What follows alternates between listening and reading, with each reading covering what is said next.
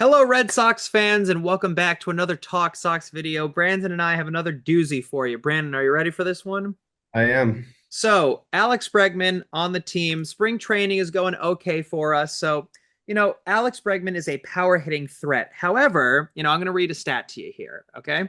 Hmm. So, last season, Bregman hit 26 home runs. However, only one of those home runs went to the opposite field. So, with the Green Monster, Yeah. in Fenway, what do you think that spells out for Alex Bregman in 2025?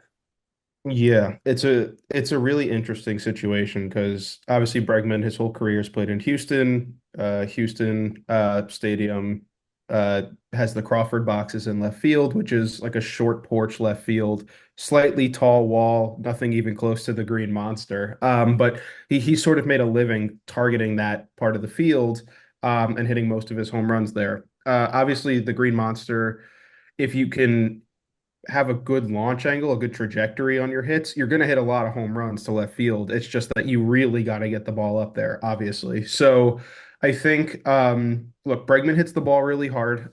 He was, I think, in like the 96th percentile for contact rate and squared up rates. And he's in like the top 10% of baseball for hard hit rate. Again, like you said, he's a power bat. He's got a lot of quality contact in his profile. But I think it's worth pointing out that his average launch angle last year, which for those not in the know, launch angle is just sort of the trajectory that a batter hits the ball with. And obviously, the higher the launch angle, the more, it's going to be a fly ball and or a pop up, and the lower the launch angle, it's going to be a ground ball. And so you're obviously trying to find a middle ground for line drives and balls that can be home runs.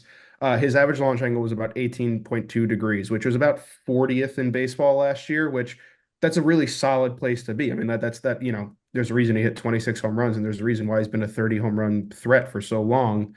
But that's not quite enough to get the ball over the Green Monster, especially with how hard he hits it.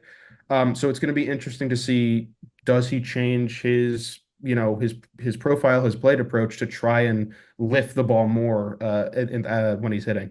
So just to be clear, do you think that he still can make it over the Green Monster, correct? It's not going to be as consistent, as when he was on Houston, but you still think he can do it.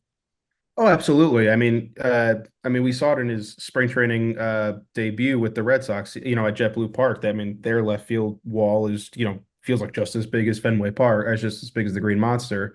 And he had no problem putting the ball over the fence there. I mean, when he runs into one, he runs into one. This isn't a guy with, circumstantial power. I mean, Alex Bregman hits the crap out of the ball. It's just, again, it's going to be a case of Bregman's on a 3-year contract, but it's also technically a 1-year deal if he chooses to opt out. So does Bregman this offseason, in spring training, does he make the adjustment as a hitter to, you know, force himself to lift the ball more when he's trying to pull the ball, knowing that he might leave in free agency and then have to completely undo that plate approach somewhere else. It's a fascinating conversation around Bregman and what the Red Sox are trying to do in 2025. But there's no doubt about it. He has the power to hit 30, 40 homers at Fenway.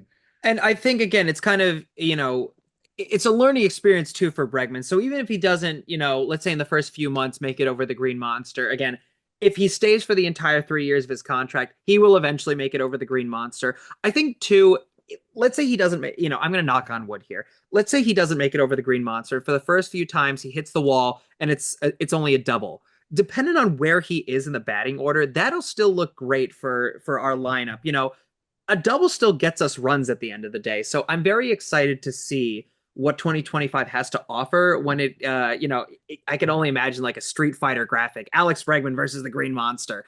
I'm very much looking forward to what is going to happen. But again, I think also one thing we're forgetting here is that Alex Bregman, besides being a power hitting threat, has speed. We would not have paid $120 million if we did not if this guy wasn't a Swiss Army tool. So, even if he doesn't produce home runs against the Green Monster, even if he still produces a double or maybe even a triple, we're still going to get a lot out of him. Wouldn't you agree? Yeah, I think it's a good point. I mean, because the Green Monsters, pulled in relative to a lot of other left fields, he's going to get a lot of doubles this year. He's going to get plenty of balls off the wall that otherwise would be caught at other stadiums. And that, you know, like you said, if he's batting third in the order, fourth in the order behind Devers and Casas and whoever, it's going to lead to a lot of RBIs. You know, it's going to lead to a really strong season. And so, and like, you know, he's a great defender, like you said, he's a valuable player all around. So this conversation about him needing to hit more home runs or launch angle is really just sort of us trying to figure out how can Bregman have like the best season possible. Even if he doesn't, he still has a very good chance to be a really good player for the Red Sox. And as always, we'd love to hear your comments. Do you think he's going to make it over the Green Monster? Do you think it's going to take a year or two for him to get used to it? Get used to the Green Monster. Again, we've seen it with spring training already, but spring training does not equal the MLB season. We'd love to hear your thoughts down below.